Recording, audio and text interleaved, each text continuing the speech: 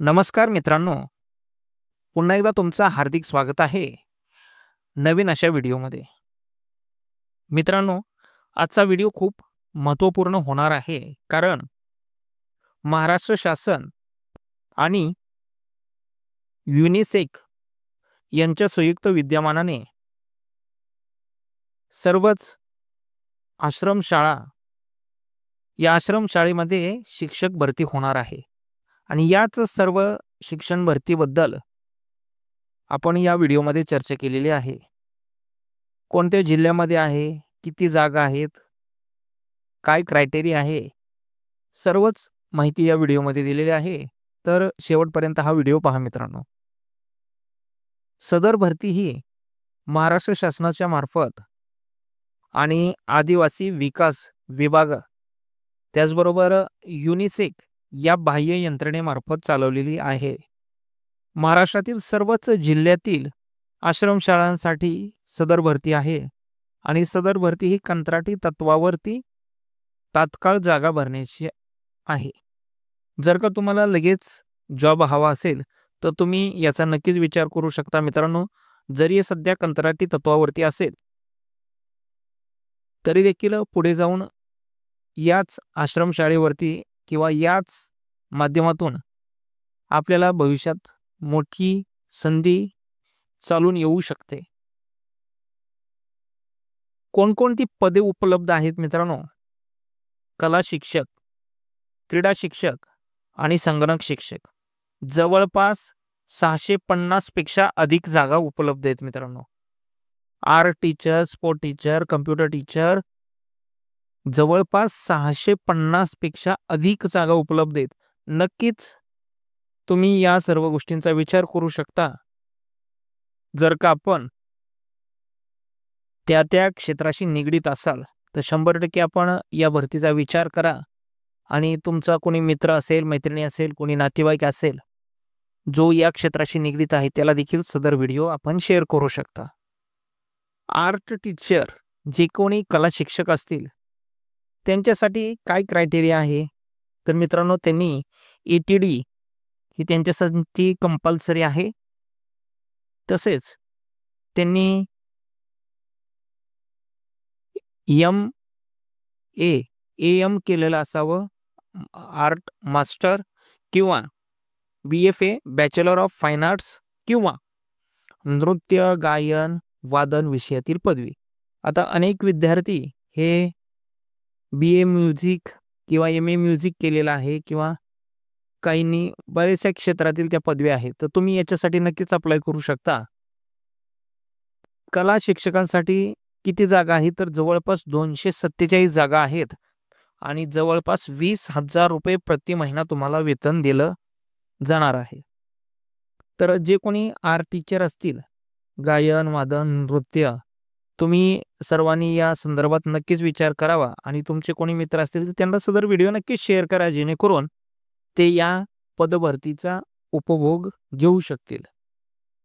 त्यांच्यासाठी या पदभरतीचा नक्कीच उपयोग होऊ शकेल.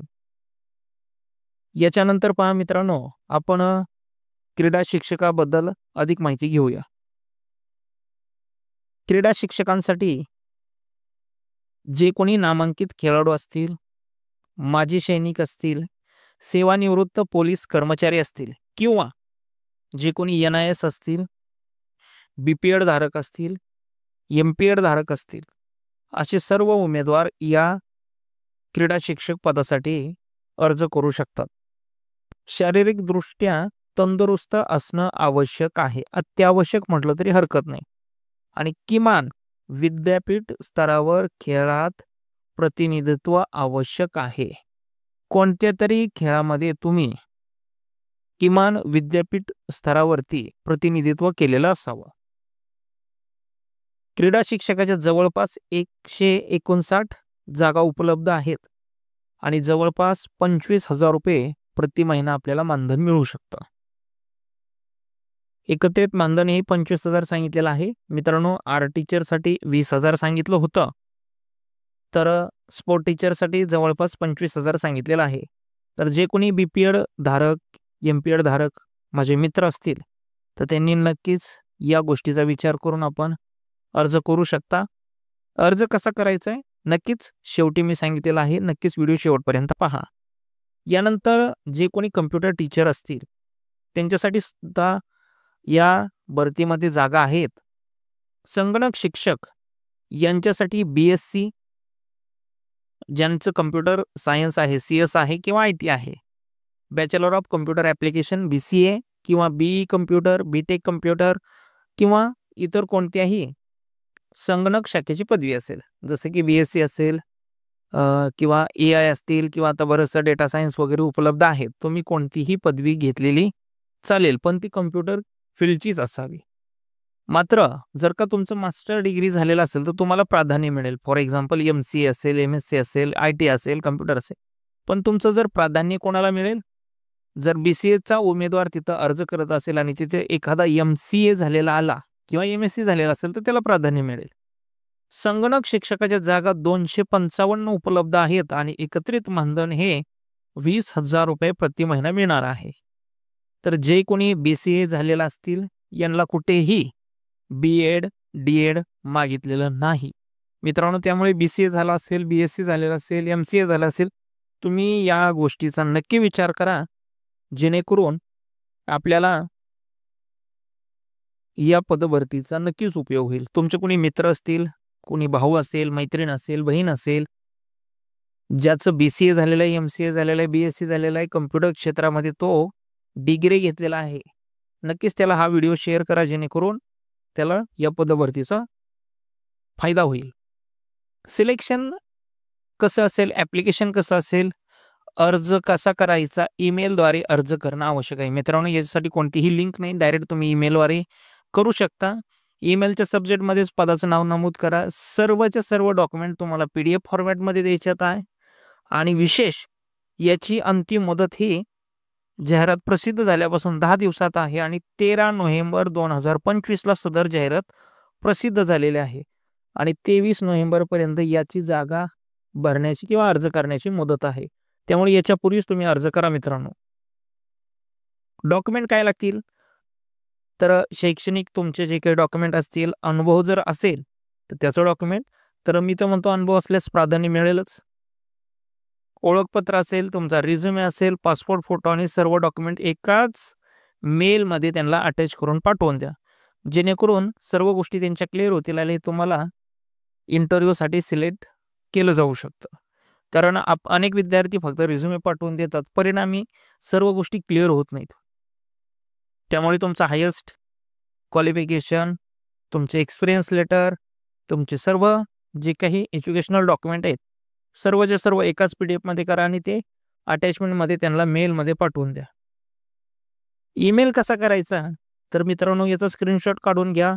नंबर आहेत आणि वेळ आहे सकाळी 10 ते संध्याकाळी 6 याच वेळेमध्ये ईमेल करा. इतर वेळेत करू नका मित्रांनो, कदाचित पाहिले जाऊ शकणार नाहीत. आणि माझं तर मत आहे तुम्ही साधारण 11च्या नंतर ईमेल करायला सुरुवात करा, जेणेकरून सकाळी सकाळी सर्व लोक ॲक्टिव्ह असतात, पटकन तुमचा ईमेल पाहिला जाऊ शकतो.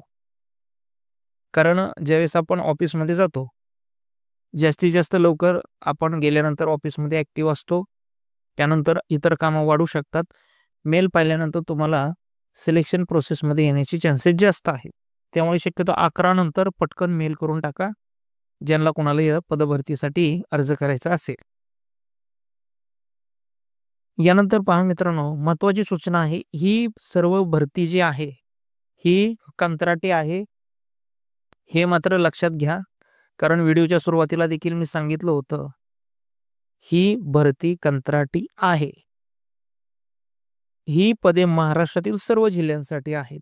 समजा तुम्ही पुणे जिल्ह्यातून अर्ज केलेला असेल तर हिंगोली तुम्हाला जाता येईल, जावं लागेल, जळगावला जावं लागेल. हे जे सर्व महाराष्ट्रातील सर्व जिल्ह्यांसाठी आहे.